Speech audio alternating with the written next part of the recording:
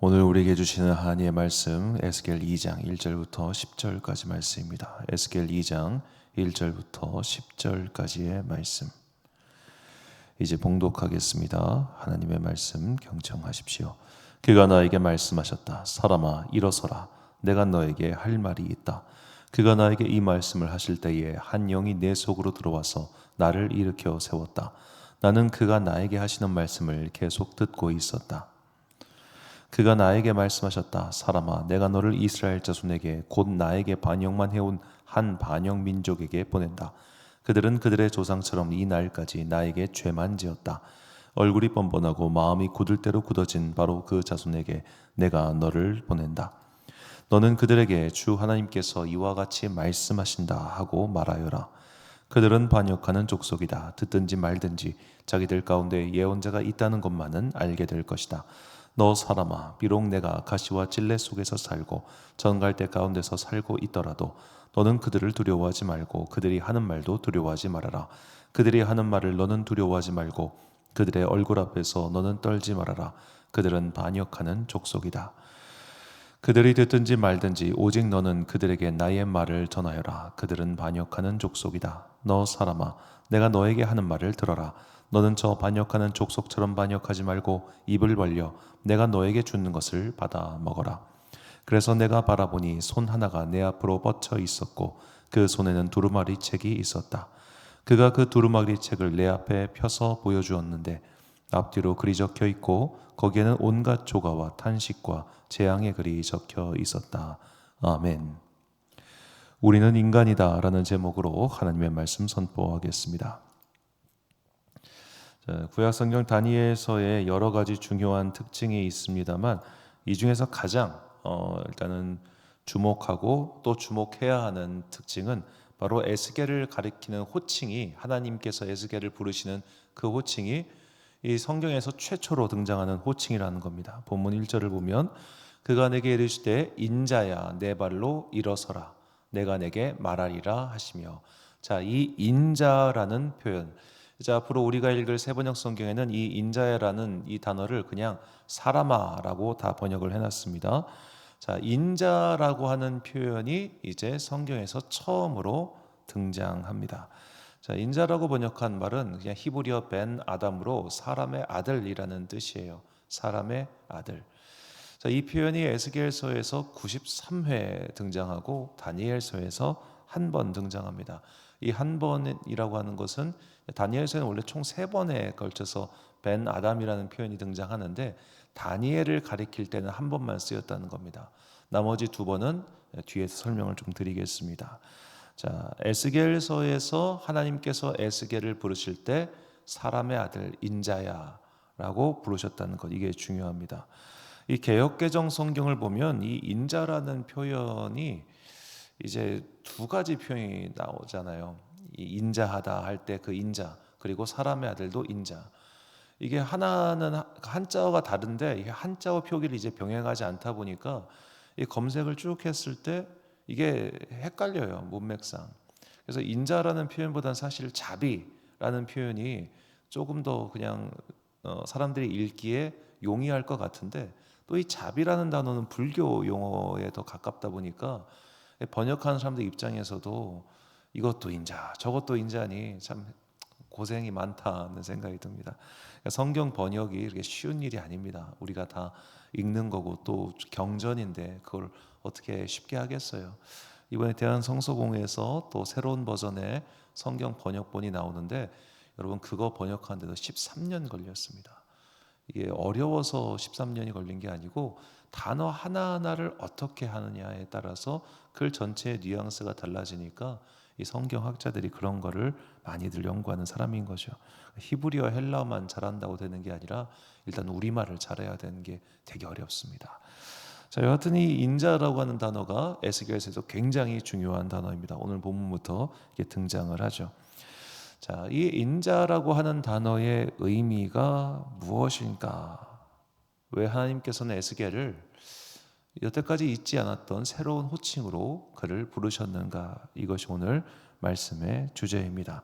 자, 먼저 인자라고 하신 이유를 첫 번째로 살펴봅시다. 본문 3절을 보니까 내게 이르시되 인자야 내가 너를 이스라엘 자손 곧 패역한 백성 나를 배반한 자에게 보내노라. 그들과 그 조상들이 내게 범죄하여 오늘까지 이르렀나니. 자, 하나님께서 인자를 나를 배반하는 자에게, 즉 이스라엘 백성들에게 보냈다는 겁니다. 자, 이것을 이제 요즘으로 좀 말을 바꿔서 이야기하자면 인자는 어떤 사람이냐?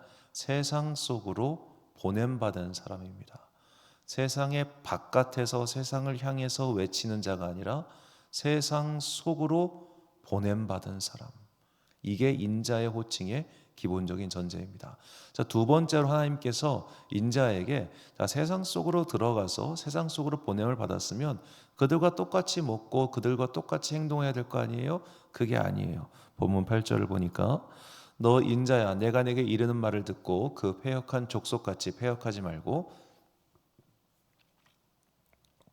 내 입을 벌리고 내가 내게 주는 것을 먹으라 하시기로. 자, 인자야 너는 뭘 먹냐? 내가 내게 주는 것.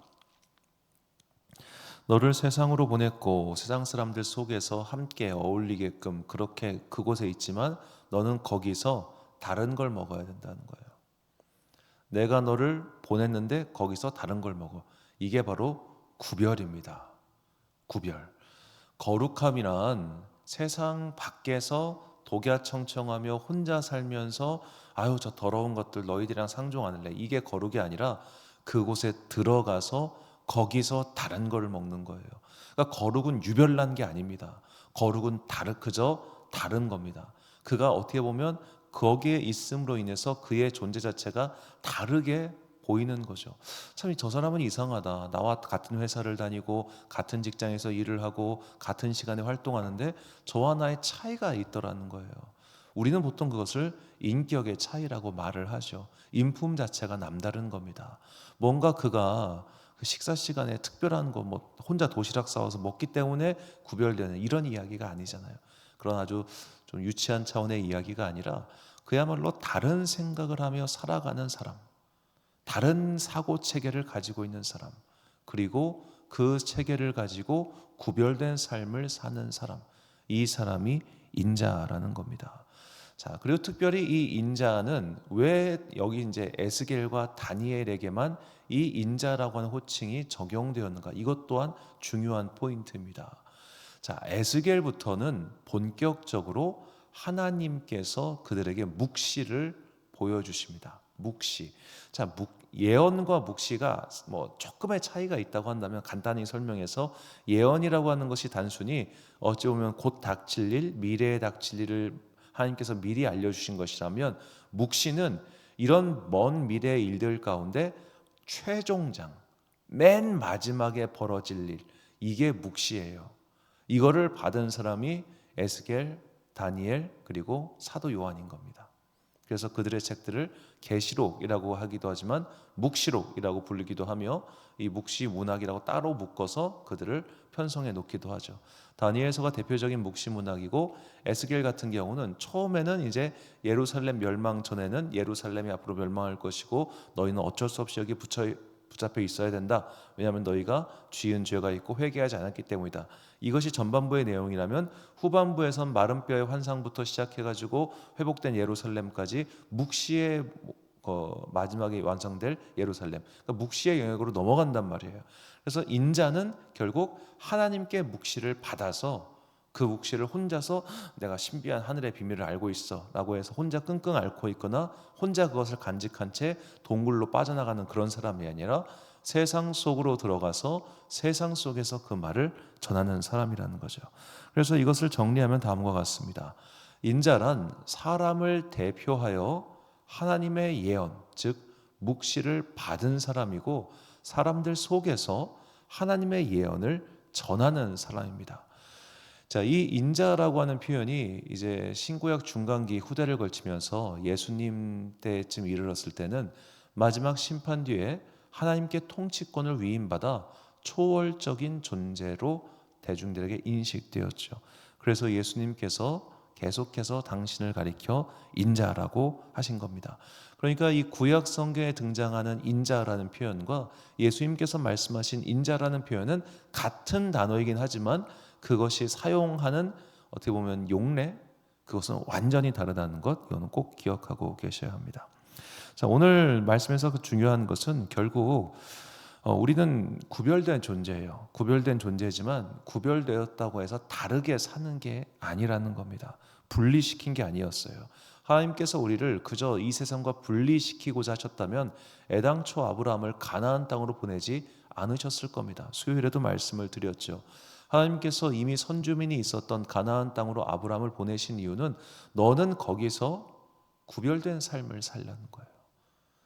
그들이 다 이방신을 섬기고 자기 욕망대로 살고 있을 때 너는 나를 섬기고 나의 뜻을 따라서 이 땅을 살아라고 하는 겁니다. 그런 구별된 삶을 통해서 어떤 일이 벌어지느냐? 세상이 창조의 선한 모습으로 돌아가게 되는 거예요. 자, 우리 크리스찬들이 그 조직에 있음으로, 우리 크리스찬들이 세상에 있음으로써 뭐가 달라지느냐? 더 나은 문화가 만들어져야 된다는 겁니다. 맨날 거짓말하고 욕하고 비난하고 다 싸우고 다툼하던 그곳에 다툼의 중재자가 발생하고 선한 말들이 일어나고 서로 용납하고 화합하고 하나가 되게 하는 그런 역할로서, 그런 존재로서 우리가 이 세상 속으로 보냄받은 거예요.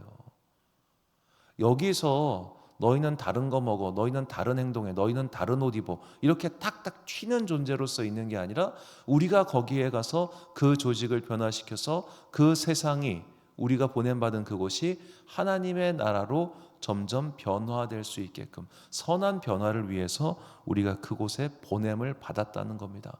그런데 밖에서 안으로 보냄받으면 뭐든지 다 그렇지만 거기에서 같이 변질돼요. 선한 의지를 가지고 그 속에서 들어가서 계획을 세우고 실천해도 이 현실의 파고 앞에서 어느샌가 세월이 흘러보면 나도 똑같은 모습이 되어 있잖아요. 젊은 목회자들이 처음에 목회를 시작할 때 여러 가지 좀 개혁적인 생각이라든지 혹은 자신의 이런 걸 이루기 위해서 나름 목표를 가지고 정진할 거 아닙니까? 그런데 세월이 흘러보면 사실 기성교회 목회자와 똑같은 목회를 하고 있어요. 이것은 물론 기성교회 목회자들이 다 악하고 타락했기 때문에 그렇다는 얘기가 아닙니다. 그 기성의 목회라고 하는 것은 나름대로 이유와 절차 속에서 그것이 만들어졌기 때문에 어찌 보면 새로 들어온 사람들도 세월이 흐르면서 그 이유를 알게 돼서 따라가는 것도 분명히 있어요. 하지만 동시에 세월이 흐름과 함께 자기 안에 일종의 매너리즘, 과거와 같은 열정은 좀 식고 그냥 남들이 하던 대로 따라가는 그런 습성이 생기는 것도 분명히 사실입니다. 자, 우리가 이렇게 세상 속으로 보냄을 받았지만 세상 속에 있다 보면 그들의 인력, 그들이 끌어당긴 힘에 휩쓸려 가지고 똑같이 바뀔 때가 많아요. 그래서 주님께서 이런 우리를 아시고 예수님께서 이제 하나님께 이런 기도를 드리시는데 내용을 잘 보십시오. 요한복음 17장 15절과 16절 보니까 내가 비옵는 것은 그들을 세상에서 데려가시기를 위함이 아니요 다만 악에 빠지지 않게 보존하시기를 위함이니이다. 내가 세상에 속하지 아니함같이 그들도 세상에 속하지 아니하였사옵나이다. 자, 예수님께서 이제 하늘로 올라가시기, 이제 십자가에 달려 돌아가시기 전에 하나님께 기도를 드리시죠. 이 요한복음 17장을 대제사장의 기도라고 하는데, 이 기도의 내용이 뭐냐? 하나님, 저 제자들, 남겨진 저의 사람들을 세상에서 데려가셔서 저들이 거룩함을 유지하게 해주세요. 이런 기도가 아니라는 겁니다. 그들은 세상 속에 있어야 됩니다. 그런데 그들이 악에 빠지지 않도록, 즉 변질되지 않도록 저들을 지켜주십시오. 그들도 세상에 속하지 않았습니다. 그런데 그들을 세상에 보냈습니다. 자, 이 세상에 속하지 않았지만 세상에 보냈다고 하는 어찌 보면 굉장히 모순적인 표현 혹은 역설적인 표현, 이 표현 속에 성도의 삶의 정체성이 있는 겁니다. 우리는 분명히 세상 속으로 보냄을 받았습니다. 그런데 세상 속에서 달리 살아야 한다는 겁니다. 그 속에서 보냄을 받았지만 달리 살아야 하는 사람, 그것을 이제 보여준 사람이 에스겔, 인자라는 호칭 속에 담겨 있는 것이고, 오늘 우리도 사람의 아들, 즉 사람과 사람 사이에 있는 인간으로서 이 땅을 살아야 해요. 인간으로서. 성도도 인간입니다. 이 땅에 보냄받은 인간입니다. 그래서 우리는 사회의 일들에 관심을 가져야 합니다. 우리는 인간입니다. 그렇기 때문에 믿지 않는 사람들과도 때로는 함께 멍에를 짊어질 때가 있는 겁니다. 자, 크리스천끼리 결혼하면 가장 좋겠지만 성비 자체가 안 맞는데 어떻게 해요? 남자 같은 경우는 이제 여성 같은 경우는 어쩔 수 없이 믿지 않은 남성과 결혼할 확률이 높습니다. 최소한 절반 이상은 됩니다. 그럼 믿지 않은 남성과 결혼할 것을 가정을 하고 미리부터 준비를 해야겠죠. 내가 연애하는 시절에 어떻게든 남자친구를 교회로 보낼 수 있게끔 해야겠다든지 나름대로 계획을 세워야 된다는 겁니다. 이것이 세상 속으로 보냄을 받았지만 그 속에서 구별된 삶을 살기 위해서 우리가 써야 하는 지혜인 거예요. 지혜. 자, 사도 바울은 이런 원리를 사랑하는 영의 아들 디도에게 다음과 같이 권면하며 남겼습니다. 디도서 2장 12절부터 14절까지 말씀입니다. 우리를 양육하시되 경건하지 않은 것과 이 세상 정욕을 다 버리고 신중함과 의로움과 경건함으로 이 세상에 살고 복스러운 소망과 우리의 크신 하나님 구주 예수 그리스도의 영광이 나타나심을 기다리게 하셨으니 그가 우리를 대신하여 자신을 주심은 모든 불법에서 우리를 속량하시고 우리를 깨끗하게 하사 선한 일을 열심히 하는 자기 백성이 되게 하려 하심이라. 아멘. 자, 우리는 의로움과 신중함과 경건함으로 세상을 살면서 그리스도의 영광이 나타나기를, 즉 예수님께서 다시 오실 때까지를 기다리며 깨끗하게 선한 일을 열심히 하며 사는 겁니다. 이것은 세월이 흘러도 변치 않을 성도의 삶의 목표인 것이죠. 사랑하는 지혜빛 광성교회 성도 여러분, 그리고 이 새벽 함께 깨우고 계신 귀한 주님의 자녀 여러분, 우리는 영적으로는 하나님의 나라 천국의 사람입니다. 그러나 우리의 육신은 아직 땅의 나라에 있습니다. 그러므로 땅의 나라의 영향을 받고 그 통제 속에 있기도 하지요. 그래서 우리는 우리의 정체성은 잊지는 말되 행동 거지는 지혜롭게 구별돼서 해야 하는 겁니다. 자, 우리는 거친 비유를 하자면 이 세상 나라에 여행 온 여행객입니다. 그래서 여행 온 여행객은 이 자국의 법에 그걸 심판을 받지 여행 온 관광국의 법에 심판을 받지는 않잖아요. 그렇다고 해서 그 관광국에서 지멋대로 날리시면 어떻게 됩니까? 붙잡혀갈 거 아닙니까? 강제 소환을 당한다든지 나라 망신시켰다고 와서 또 지탄을 받는다든지, 우리가 이렇게 세상 나라에 보냄받은 자로서 이 세상 나라의 기본적인 질서, 매너 이런 거 당연히 지켜야 됩니다. 우리는 하늘나라 사람이기 때문에 이딴 거 무시해도 돼, 이게 아니에요. 여기서 선한 일을 하는 거예요. 여기를 하늘나라로 바꿔가는 일을 하는 겁니다. 그들과 싸우고 부딪히고 막 이런 소란을 피우는 게 아니라 하나하나씩 바꿔가는 거예요. 선한 영향력을 끼친다는 겁니다. 우리는 이미 이걸 다 알고 있어요. 모르는 게 아닙니다. 이미 알고 있는 것들을 지금 나의 삶 속에서 선함과 의로움과 신중함과 경건함으로 하나하나씩 바꿔가는 이 거룩한 인간의 사역에 여러분과 저를 부르셨습니다. 오늘도 각자의 삶의 자리에서 인간의 삶을 열심히 사시고 인간으로서 보내주신 하나님 나라의 사역에 힘쓸 때 우리를 통하여 아름다운 하나님 나라가 이 땅 가운데 이루어지기를 간절히 축원합니다. 기도하겠습니다. 사랑과 은혜가 풍성하신 아버지 하나님, 우리는 사람입니다. 주님께서 우리를 사람으로 만드셨고 사람의 세상에 보내셨습니다. 그 의미를 깨닫게 해주시니 감사합니다. 이제 내가 서 있는 그 자리에서 주님께서 높임을 받으실 수 있도록 의로움과 신중함과 경건함으로 하루하루를 살아가는 거룩한 주의 자녀들 되게 하여 주옵소서.